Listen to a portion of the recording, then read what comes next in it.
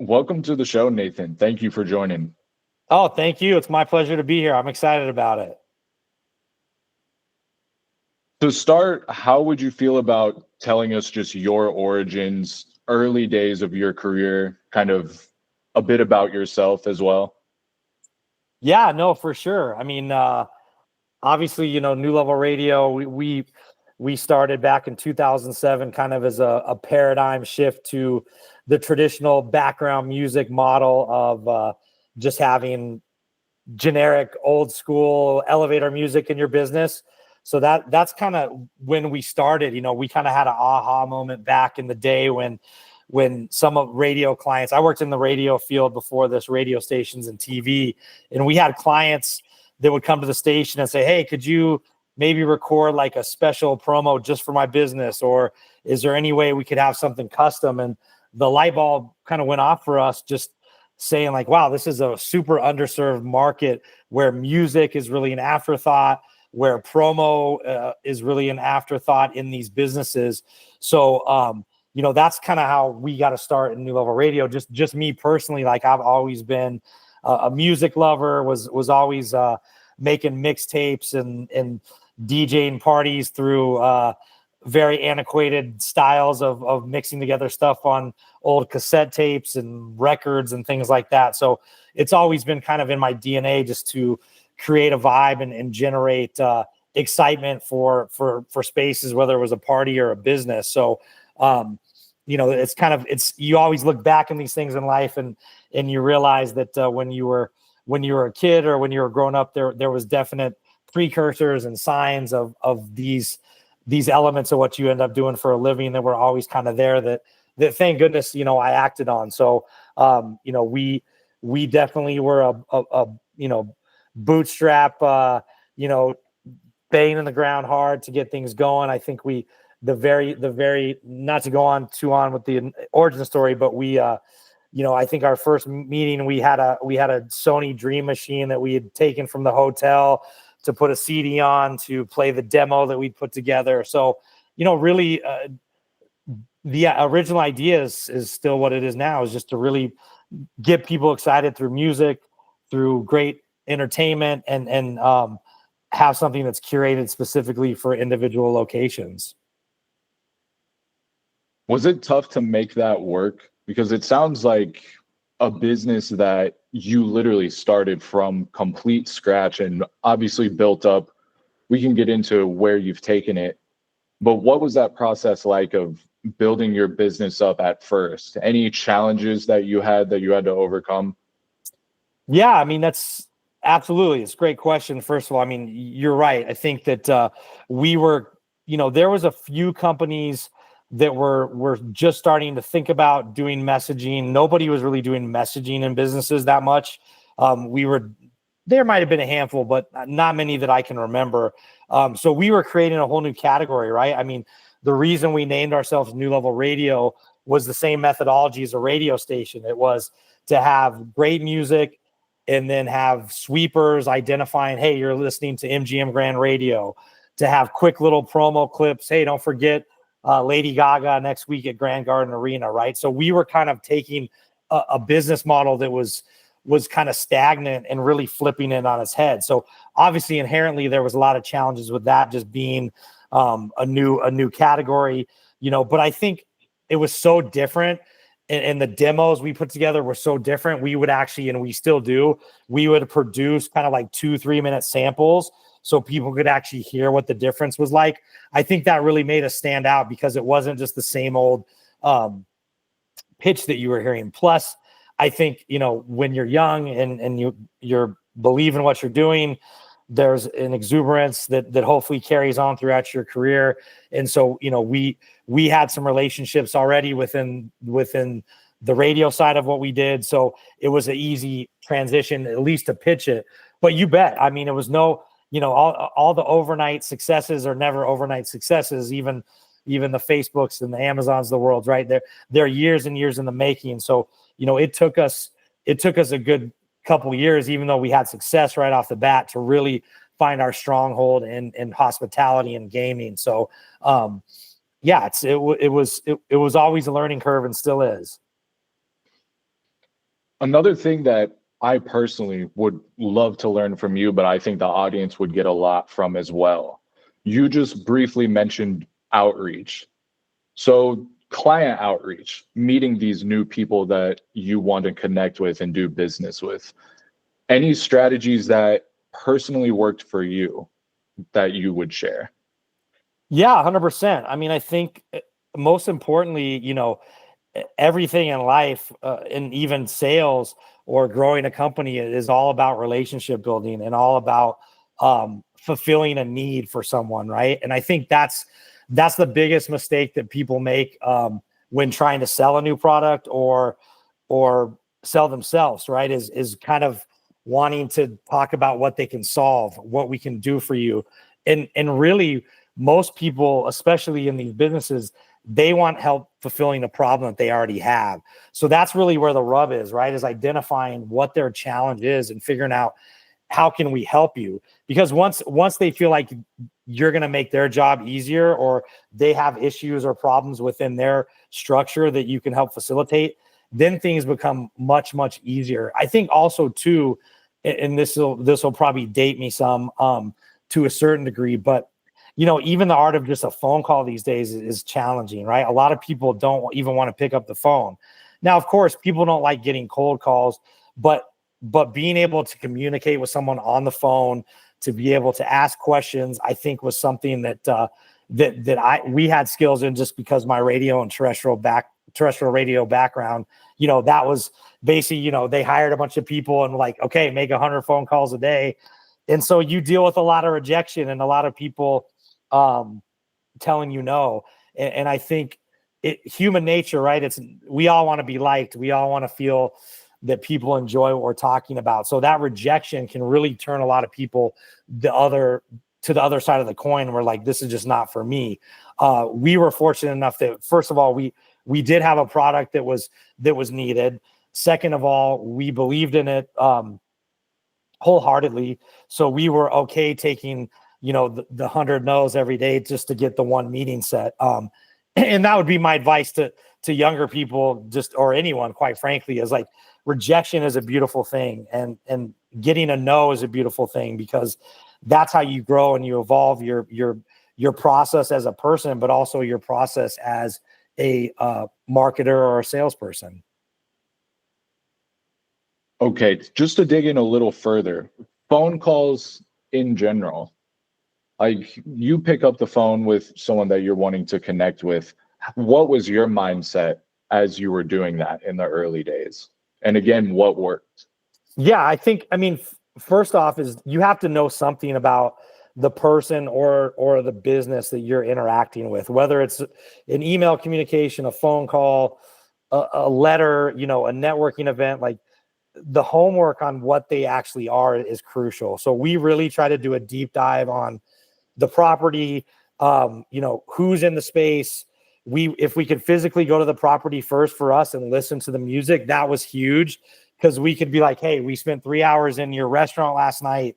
We noticed that, 10 of the 20 songs that we listened to were beats per minute lower than 50 beats per minute. There wasn't a lot of energy in the space. Staff seemed a little bit down. However, when the energy picked up a little bit more, there was more conversation, et cetera, right? So that initial dive into who you're talking to is key.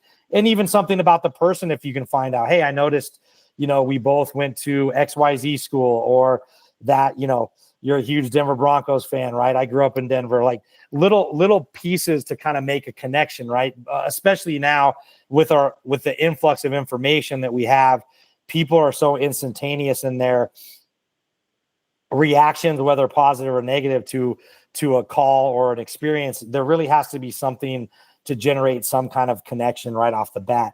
And also, just to follow up quickly on that, is also not necessarily trying to sell them anything. It could just be helping facilitate a need for them, where you're like, oh, hey, like, actually, it might be better if you work with these guys to really help with your digital signage, or with your outside marketing, or your customer service. And we may not even be the best guys for that, but I know somebody that can help you with that arena. So just making it a little bit more personable is key. Who were some of the first people that originally bought what you were selling to them? So we started out with in Colorado and Hawaii with some small franchises, some small tourist attractions, and a couple big ones, and started with some smaller businesses. And I think that was really beneficial because a lot of the stuff we could fine tune because they knew their business so well and they worked every day in their business. And then as we kind of fortified that plan, we were able to start expanding into hospitality and gaming. And then really when we started working with a few casinos, that really just lit a flame, under our business, because that the hospitality and gaming side of things is so ever changing. They're really what's next, the next minute, the next trend, that it really helped us to be on our toes in our product offering. But we also, from a business standpoint, appeal to a wide market, right? We're niche in our offerings of how specific we are, but our model works for a small burger joint or the largest hotel casinos in the world, which we're in too. So, who picks the music in these spaces? Is that still you? And how are you digging into the science of that? What are you looking at? Yeah, so we are 100% human curated company. We still are. We always have been. So in the beginning, for the first good handful of years, I was doing probably 99% of the curation, and that's just the way things work, right? You got a small company, you do most kind of everything. So, and then obviously now over the years, we have a great team of curators from all different backgrounds that curate the songs for us. We use a lot of science as far as demographic science. So the average age of somebody, the average time they're spending in the space, their average income, geographic and socioeconomic things are important, right? So a 65-year-old male in Georgia is a totally different person than someone in Seattle at that same age, or someone in Hawaii, or someone in Denver, right? So those precursors really help us to get a large swath of who the ideal customer is. And then we curate the list based from that. But like I said, it's very important. We do not have any AI generated playlists. Everything we do is literally our curators hand selecting songs from scratch, also pulling from other playlists that we have that work in similar markets. And I think that as quickly as that industry is evolving, the music industry is evolving with AI and those elements. I'm sure there are benefits of that, but I can tell you that I don't know if AI can ever understand the emotion of being on a casino floor in Las Vegas at 10 o'clock at night after a fight gets out, right? I mean, that's just something that you either know or you don't. And I think that's really where the human element comes into play. So I love tech. I love everything about technology, but I do like that we're still a human curated company. Is there anything that you've learned about people in general, their psychology, whenever you started digging into those specific things you mentioned, like demographics, age, all that stuff, to target people's behavior? Any insight that you've picked up along the way? Well, on a very simplistic level, even though there's a lot of science behind it, is especially in entertainment venues, people want to have fun, right? So an 80-year-old gambler wants to have the same amount of fun as a 21-year-old. So the sweet spot is identifying how do you target those people with music that resonates with them while also pushing the envelope, right? Because you have to keep the energy current, right? So obviously we can't just play ragtime 40s in every casino, because that just wouldn't work in today's environment. So we have to identify, okay, if this demographic is 65 to 75, 80% of the time, how do we make them feel appreciated with music that they enjoy while also cross-pollinating different genres, right? So I always use a good example, like, so with older people in their 60s plus, adult contemporary, some 80s, like those tracks can mix in very well with 60s, 70s classic rock music, where it's not it's not something that's going to bug them or feel like it's, hey, this is just too much pop music, right? Another thing is obviously cadence of music is super important. Beats per minute is essential, and the buildup in beats per minute over the hours, over the day is crucial to generate more energy.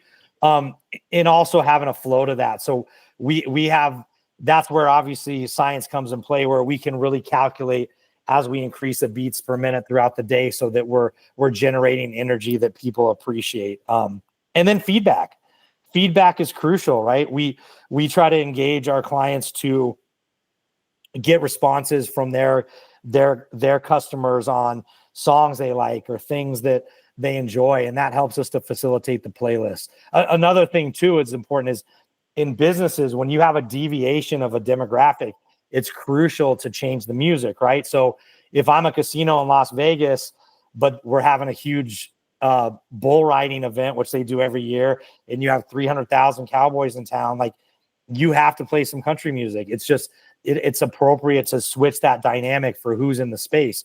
Same thing with a concert. If you have a huge, let's say, you have Drake coming in for the night at a casino, it's good to adjust the playlist to speak to who's in the space for that show. So those type of things are some of the kind of sweet sauce that we do to make it a little bit more curated for people. Were you a DJ early on in your career? How did you just get your finger on that pulse for what you're describing? So I was never a DJ by profession. Like I said, I was always the guy that kind of did like the mixes for parties and stuff just for fun. I got my start in radio stations in Denver, Colorado, and then obviously befriended a lot of DJs and on-air people from that. So, I obviously from the music standpoint had a not trained in any way educationally or classically, just kind of always had an ear for the vibe, just on what people, how the energy was flowing. So, and then was very fortunate to work with amazing people that program radio stations and understood a lot of the nuances of what makes people tick. Do you have a favorite decade of music? So I'm 49, so I grew up in kind of the 80s and 90s. So I'm kind of an old school hip hop kind of guy. That's just kind of the music I grew up with. However, I am a very eclectic in my what I love. Like I'm kind of all over the board. Like I love classical. I'm a big like Celtic Woman fan randomly. But like I listen to a lot of like pop, a lot of hip hop, higher energy. I like kind of EDM music just because the beats per minute are high. It's good to walk to or run to or kind of get yourself hyped up to. And doing this for a living, I've also just been exposed to a lot of music I never would have known in a lot of subgenres. Like, I never would have thought, I can tell you, Ty, I never thought I'd ever know so much about spa music in my entire life. I thought spa music was just like pan flutes, right? But I've realized over the last 17 years, there's like 50 different kinds of spa music, and what works in Arizona, people would hate in Vegas, and what works in Vegas absolutely doesn't work in Colorado. So kind of that learning process has been fun. And then just being in the music business, there's so many new artists that I would never know if I wasn't doing this, and stuff that every couple of weeks I'm like, oh my God, I've never even heard this song or this artist, and I'm doing this every day. So it's always fun. How did you take that love and then start scaling it up business-wise? So most importantly, we hired people that had enthusiasm for what we were doing. So I've never hired anybody based on a skill. I've only hired people based on their willingness or excitement to learn a skill, because you can't teach enthusiasm. You can't teach exuberance. You can't teach a thirst for knowledge of something. You can teach somebody how to make a playlist. You can teach somebody how to do a spreadsheet. You can teach someone how to sell something. But those inherent skills of being interested in something are what we've always prioritized. So, our lead curator was working for a nonprofit before he started working for us. he literally hit me up on LinkedIn, sent me a couple of playlists, and I was like, dude, this guy's awesome. Our top salesperson wanted to be in sales initially, and we had to segment her out of that for a while and then bring her back once she actually had some enthusiasm for it. So I think the key is seeing a future for someone within the company, and it might not be the original role you have. I mean, we've had a lot of people that started in one capacity of the company and are now doing something completely different just because they showed interest in accounting or promos or whatever it might be. So, I mean, that would be my advice is, never hire for the job, hire the person for their potential of enthusiasm for the job. How did you eventually niche down with the casinos, with the entertainment, going from the early days and then finding your specialty where you were able to have the most success? Well, firstly, when you discover you can't be all things to all businesses or clients, that is absolutely crucial. So maybe 10, 12 years ago, we started like doing like kind of a lighter version of what we did, kind of like a less expensive kind of light version. is the only way I can describe it. And we realized really quickly that that was not what we do. We are a fully curated from scratch music and marketing service. And we need to stick right within that niche because, there are other options out there that are great options just for, hey, if you're just a small bar restaurant, you may not need to work with us because the cost may not make sense. Plus, it might just be something where you can turn on Sirius XM 80s channel and you're good to go, right? So there is a need for that.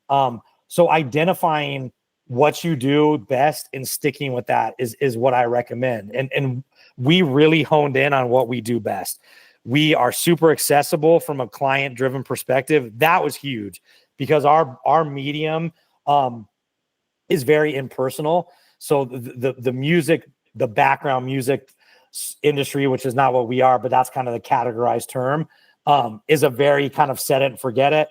It's a 5-year contract, and you only hear from somebody when your box goes down. If not, you're just picking your channels, right? So we from the very beginning were completely the antithesis of that, which really separated us. And then we never have deviated from that. Our clients know us personally. Like even though I'm the CEO of the company, I still work directly with almost every single client we have on some capacity over the weeks, over the months. So we've kind of kept that sweet spot of what we do special throughout our 17, 18 years. And I think and also evolving, right? We've changed, we've evolved our business on what works over the years, as trends evolve, as the business model. I mean, when we first started, we had CDs. I mean, it's like you can't ship somebody a CD anymore, right? Like nobody even has a CD player, right? So you have to kind of evolve with the technology and with the times is my advice. How did your business originally grow? Was it a bunch of word to mouth, your website, Facebook? What worked in that regard? It was 100% word of mouth and us just doing the legwork. Yeah, we literally didn't do any advertising. We didn't have the money for it. We didn't do any, really most of our growth was just word of mouth. Like, hey, these guys are great, especially in gaming. When we first got our first handful of casinos, then it was like, oh, these guys are in casinos. Oh, they're in the largest hotel casino in the world, right? That there's some instant kind of credibility with that. So other casinos naturally just gravitate towards, knowing that there's a certain level of trust if you're in those locations. And then now that obviously we've been around a while, we do a lot of LinkedIn marketing, works really well for us. Just not even necessarily on ad spend. We don't do that. Just telling the stories of what our clients, how they interact with us. We do a lot of success stories on LinkedIn and on our website, which isn't us talking. It's our clients just talking about a problem they had and a need that we facilitated for them and how we solved a problem. I think, social marketing just through networking events is huge for us. Trade shows is big because then people get to actually see you in person. And I think, especially now with the social media age, there's so many ways to promote your product through those deliverables. But I know that it's very important that whatever you do, you have to do it right. Like if we just do a post on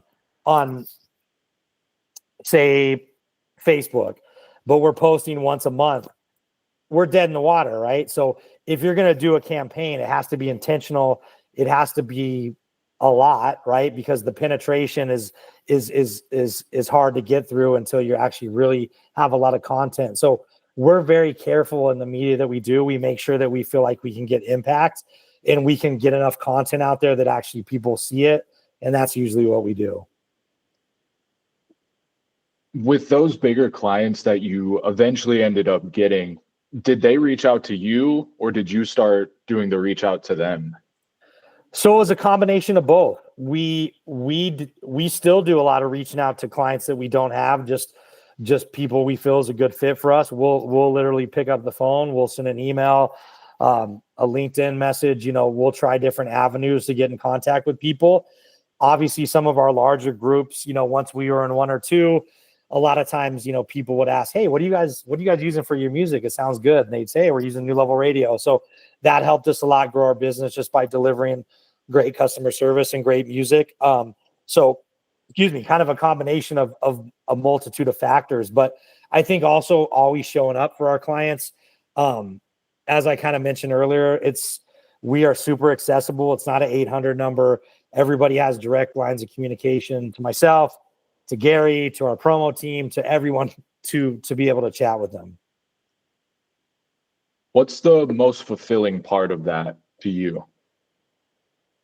That's a good question. The most fulfilling part is seeing an idea that you had in your head and watch it turn into a very viable and vibrant business. I'm definitely a forward thinking kind of what's next type of person. I don't do a ton of a rear view mirror thinking or I guess appreciating to a certain degree all the stuff we've done. But it is cool sometimes when I'm just walking up and down the strip in Vegas or in a casino and I'm like, oh my gosh, like almost everywhere I'm walking is my music. Like it's what we built. It's what our company built. Like that's a pretty cool feeling. So that sometimes I have to sit back and appreciate it because it is a lot of work. It's like what you do, what anybody else does, to get to any level of success, not even monetarily, just in fulfillment, it takes a lot of time. So it is important to sit back and I'm glad you asked that question because you probably noticed it took me, it takes me a second to even think about that. But and also see the people around me that have grown with us.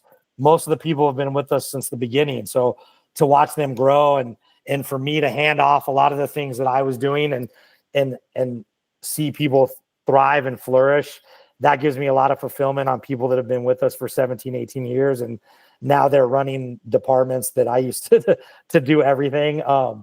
That's pretty cool too. What have you learned about the casino mindset, the behaviors that they're trying to influence? The casino market is amazing because the people in that industry are very progressive as far as innovation. They're very progressive as far as trying new things. Casinos are not scared to give something a try. And if it doesn't work, throw it away and try something else. And I really respect that because that's hard to do because there's costs involved with that. There's risks, not only personally for people's jobs, but also just with assets of the company. And I think the gaming industry does a really good job of being out there with new ideas and new thinking. And they're at the forefront a lot of times of new technology and new systems. And I think that helps keep us on our toes. And it also makes us better at our job because everything's real time, right? We might have something we do for a property in Vegas and tomorrow that's been scrapped and we have to do a whole new promo campaign and throw the playlist in the trash and do a whole new playlist. So that helps to keep us on our toes and keep our curators up to date with what's going on in music and just trends. I think also too, I found surprisingly, which I didn't think when we first started working with gaming, but they're the people that work in gaming are loyal. And it's, even though it's a massive industry, it's a small industry. So people that I started working with back in 2007, 2008, that were marketing assistants are now, a few of them, I won't say their names, but are presidents and CEOs of companies in Vegas that we work with still, right? So we've kind of walked that all the way up together with them, which is really cool. And as they move around to different properties, we get a chance to work with them again. And I think that's a testament to just how that industry is always going, in good or bad times. It's always kind of evolving and moving on. Working with casinos, I assume, do you ever go on the sites? Yeah, so I visit every single property we work with about every 2 years. I used to do it every property once a year, but as we've grown, which is a good problem, it's a little bit harder to do that. But I'm on site all the time to these properties, some more than others, especially in markets where we have a good group of properties. Like I'm in Vegas probably 12, 14 times a year. So we spend a lot of time in these properties. Our curators spend time in the properties where they'll go spend half a day and just take notes on who's in the space, what songs are resonating with people, what's making people dance, maybe some songs we can remove that might be just a little bit lower energy. So, and I'm glad you asked that, because I think it is crucial to be in the spaces that you're working in. So we make that a high priority, not just for myself and our leadership team, but also our curators as well. Is there a most interesting thing that you've come across in being in that part of society? Oh man. Yeah, I mean, there's been some really interesting, we've, as far as playlists, we in Hawaii, we worked with a couple of, I guess, adult stores, if you will. So there was a lot of liberty and fun for promo creation and music, right? We didn't have to worry about the explicit nature of certain tracks. So that, from a creative standpoint, that I think that was really fun for some of our team. I mean, obviously, it just that was really interesting. I'm like, whoa, this is crazy. Like it's kind of like carte blanche here for what we can do. I think also, it's been really fun to see artists like dancing to some of their own music in our casinos. Like like I mentioned earlier with concerts, we usually change the playlist with a lot of their music, and we've, been with them at the bar and they're kind of jamming to their own music and the vibe. That's kind of cool. We've had really funny stories where, we've had a couple instances where people just, when we mailed out we have boxes basically that connect on property, and they have test playlists on them, and people have just started those up, and it's been like, hard rock or something. And it's just freaks everybody out. So just little things like that, but it's a business that's always changing, and just seeing a space light up from what you're doing. We've launched a lot of new bars and restaurants throughout the country, big events where, the music is everything. That's obviously for us super nerve-wracking, because you're just kind of holding your breath, that the chances that you took that stuck with people. And so yeah, there's a lot of things like that are pretty funny.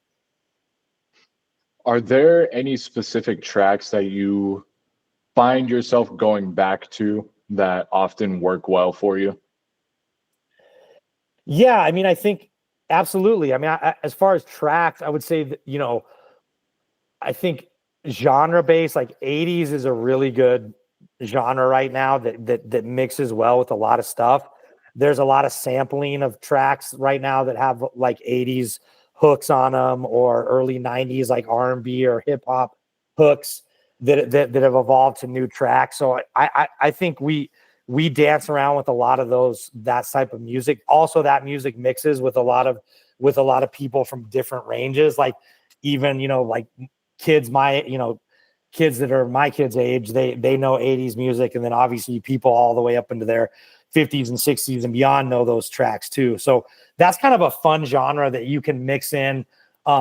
There's also a lot of remixes, like I said, in that genre that plays good with like EDM and kind of dance music. So that'd be one genre I say that's pretty pretty across the board, we use quite a bit. I'm curious because you said you built this in the days of CDs, which is cool, but what do you think about the day and age we're in now with algorithms controlling a lot, with AI starting to control a lot, with social media starting to control a lot? I'm curious, just where is your head at? Because I think we're all trying to navigate this together. So getting as many perspectives as possible about what is going on might be good. Yeah, I think it's the wild, wild west right now, right? It's like the gold rush. I mean, the way AI is integrating into everything is changing literally daily. There's so many benefits of it, and I think there'll be a lot of things that are helpful, especially in the areas of like medicine, medical, things like that. Information accessibility is huge.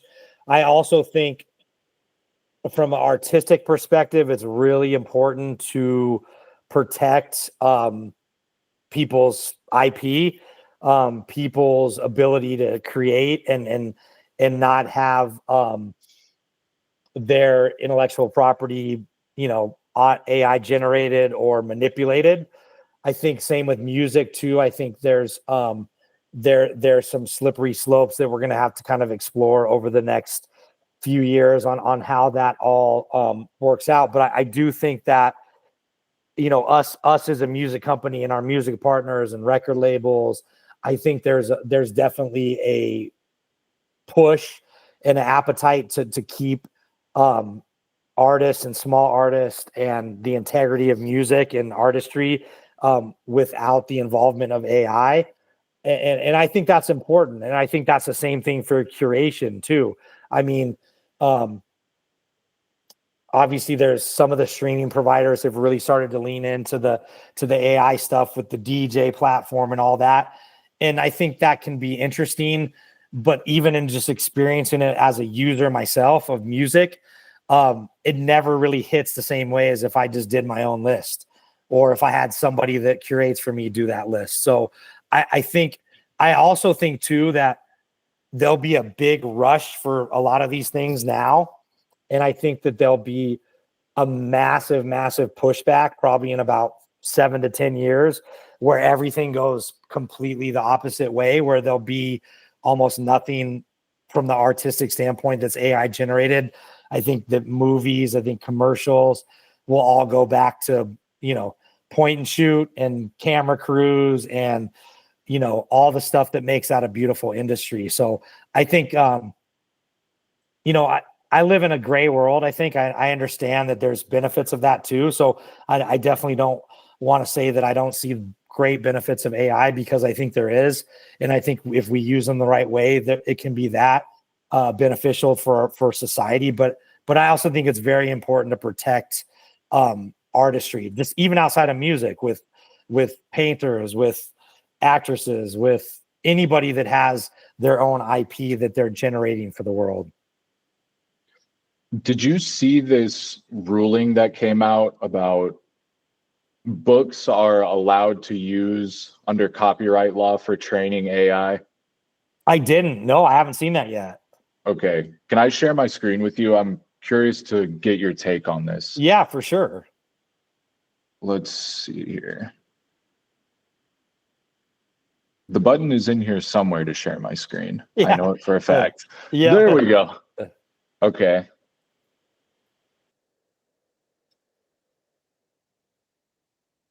The U.S. judge has ruled that using books to train artificial intelligence software is not a violation of U.S. copyright law.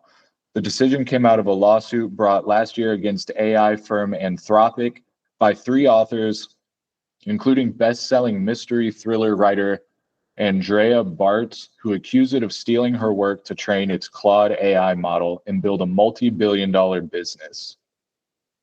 And it looks like it was allowed under U.S. law. What do you think about that?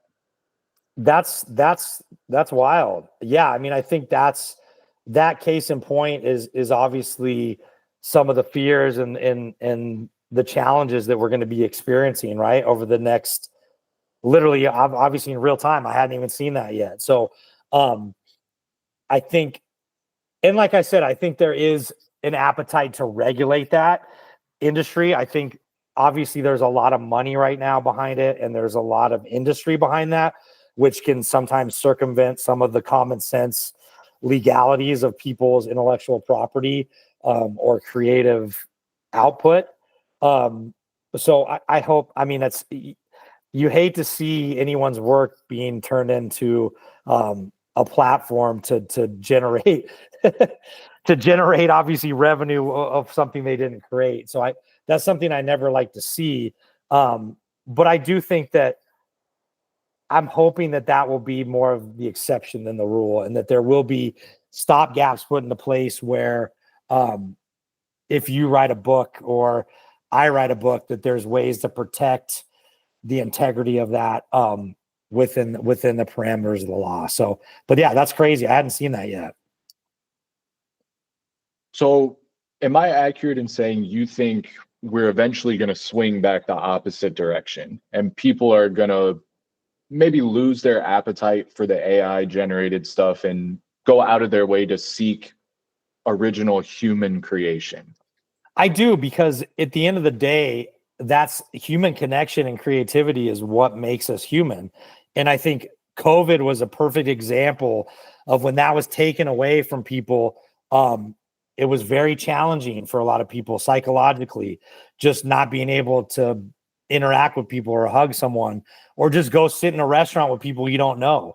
So I absolutely feel that way. I saw, I can't take credit for this thought process. So I saw something that Gary Vee said a couple of weeks ago, where he said, in 10 years, there's literally going to be people that make, 6-figure incomes just taking walks with people in person.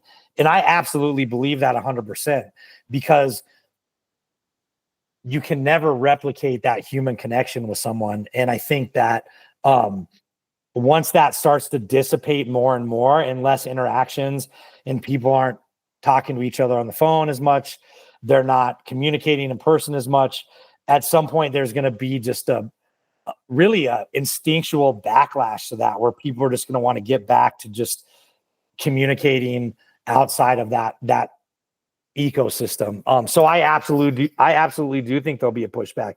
I mean, even now before AI, look at the renaissance of records, right? Look at how records have just made a roaring freaking comeback over the last 4 or 5 years.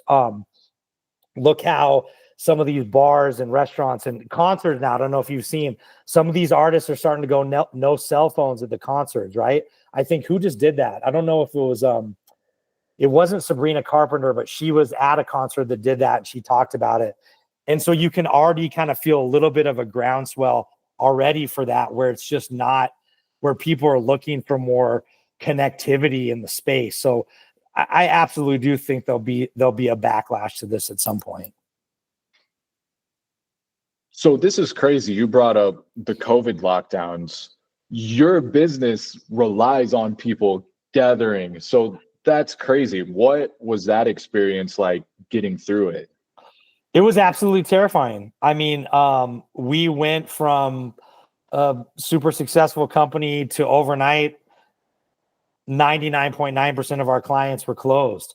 And obviously that was a very scary experience. And obviously I am not unique in that experience. There was millions of people and millions of companies that experienced that same fear. And I think it was, you almost too, especially in what we do, we're so involved in it, there was almost like an identity crisis too. You're like, oh my gosh, like, what do I do? Like, I don't even know what to do with myself. So I think that part might've been healthy. And looking back is like just identifying, okay, like without this, what are you, meaning myself, like what else do I offer, to the community at large? So that was helpful for me, that part. But from the livelihood, and we were very lucky that we were able to pay everybody still. We didn't lay anybody off, anything like that. But it was very scary. And nobody knew if casinos were going to be closed in hotels for a year, 2 years, 6 months. a lot of them opened earlier than others. So that was beneficial as people kind of started working through their own processes on that. But it was definitely a very scary time. But it also reinforced so much what we do, is that we want to make people smile, man, through music, through entertainment, through lighting, through sensory stuff, right? So it almost made us double down on what we were doing. Like, hey, and people were psyched when those casino doors open, when the hotels open, when the tourist attraction opens. I mean, think about that. Remember the first time you went out to eat after that with people? You were probably like, holy shit, this is the most amazing thing. Like, I remember the first time my family and I live in Denver, but we went to, we were in Florida and we went out to eat somewhere, and we were just like literally just like fish out of water. Like, oh my God, we can sit here, we can eat, we can, and it felt so foreign, but it felt just so comforting. And I told myself that I would never take that for granted, and I never had since. And I think, that communal sense of just being human is so instinctual for us, even for introverts, even for people that don't necessarily like being around people that often. Just having the ability to do that, or being just at a coffee shop reading a book without talking to anybody, just the noise around you, or the commonality of that, I think is very important. So that was definitely eye-opening for us. And thank goodness, we were able to see the other side of that and come out stronger. Were there any insights that you were able to pick up? You said you had that kind of loss of persona, a little bit of ego that had to be let go of whenever your identity through COVID was shifting. But the same thing's happening right now with AI starting to impact people in their jobs. And it appears like there are some jobs in our society going forward that are going to exist in different ways. Anything that you could share with someone who might be feeling that right now? Yeah, I think most importantly, I think to your point, you're right. I think that with the evolution of this technology, there are going to be some industries, there's definitely going to be jobs that are going to be eliminated. And there's no way, there's no way to avoid that the way that's going. So my advice would be learn as much as you can. I saw Mark Cuban said this a couple of days ago. He's like, if any kids in high school or young kids, I tell them learn everything you can about AI. I think that's smart for adults too. We're learning so much over the last couple of months ourselves about it. I think knowing what it is important. Just most people shudder right now when you say AI, right? People are like, oh my God, it's almost like a 4-letter word to a lot of people. But there will be a lot of jobs created through AI, right? Of the implementation of it, of the algorithms and things that are way over my head intellectually. But there will be a whole nother, industry that booms from that. And there's been many things in our past this has happened to as well, right? With cars, with cell phones, with airline travel, with, there's been many paradigm shifts throughout our society where people have had to evolve. And I don't necessarily know that that's a bad thing. I think that when it affects you personally by a loss of a job, obviously it's very impactful. And I feel sorry for anybody that happens to. But however, there is opportunity in everything. I do believe that, some of our greatest failures have been our biggest opportunities in our company. Even in other companies we've had, we've failed at many of those, and that's okay. It's about learning and growing. And I would say this too, not to get too metaphysical on it, but I think that when you move towards what you enjoy, when you move towards something that you have interest in, when you move towards something that gives you some sense of happiness, I think that a lot of good things come from that. I don't think it happens overnight. And so my advice to people that are dealing with that right now would be that same mindset is, maybe when you get another job, you start doing something you love 5 hours a week, whether it's crocheting or, what about, look at the kid that just does videos of toys, on YouTube. Like, that was just out of pure joy. Look at all these content creators, people that make a living now, podcasters, of just doing something they're interested in. There's a niche and there's a need for stuff that we never would have thought would be possible. So my advice would be lean into something you enjoy, and then learn as much as you can about the industry that you're in and how AI could negatively or positively, in fact, impact your job. I mean, for us, it's right there in our face, right? You already said it, right? I mean, we could generate a playlist with AI right now in 5 seconds if we wanted to, right? We could probably get AI voiceovers to do all our voiceovers that we wanted right now, right? If we chose to. So, knowledge of what that is and then how you react to that is key. And pivoting is essential too, right? You have to be open to pivoting in your sector or your industry. You just said you think there's opportunity in everything. Anything in your industry or the music industry or just industry in general, opportunities that you think are out there that people might not be seeing yet or taking advantage of? I think one is interacting with the technology to help you make plans, right? I think you can interact with an AI feature of a layout. Hey, I want to move to this city. I want to find a job at this income with skills that do this. What's a day-by-day process to help me do that, right? And you can get kind of a blueprint that can help you make those decisions. I think that's one thing that's simple, right? I've heard people talk about that, just laying out a plan to an AI technology of exactly how you want to achieve. I think education's key too. I kind of already mentioned that, but I think just studying up on what AI is, what its capabilities are, and the ones that can benefit you, right? Because as in everything, there's good and bad. So there are some benefits of helping you stay on track with that. What industries, just simple searches of what industries will be the most lucrative in AI over the next 10 years, right? If you're looking for a pivot in your job or your industry. If you're an educator, how can AI help me be a better educator and teach my students, right? I think there's so many things that you can do to make it a benefit for you, or even just, what industries will not be around in 3 years, right? That could be a helpful tool, right? Like, hey, what is not going to be around? I do that job in 3 years, that's 99% going to be gone. I'm going to look into start to perfecting some other things that I am good at or other things that I enjoy doing. I think that's super helpful. Is there anything else that you want to leave people with? Anything that I might have missed that you want to add? Well, first of all, you did amazing questions. You asked really good questions that were extremely thought-provoking, which is always nice. So I appreciate that. I think also it's cool. We covered a lot of different angles, kind of entrepreneurship, music, AI, some theoretical kind of just general happiness vibe questions, which I'm always into. I would only say in kind of my final kind of words of advice for whatever that means coming from me, is just really lean into what you enjoy doing, the people you enjoy being around.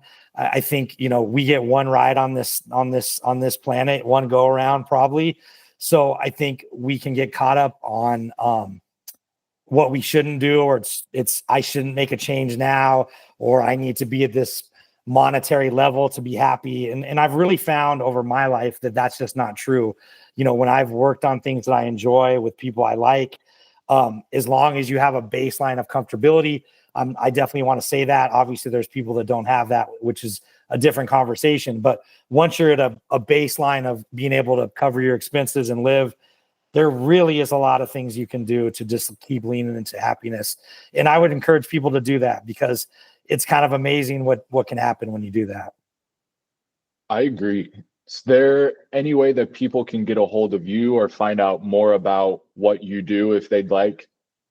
Yeah, no, thanks. So there's a lot of ways. So newlevelradio.com is our website, which has a lot of the different things we do on there. I also have an Instagram page called The Exquisite Minute or Exquisite Minute, which kind of goes into a lot of more of the kind of life stuff that you and I talked about.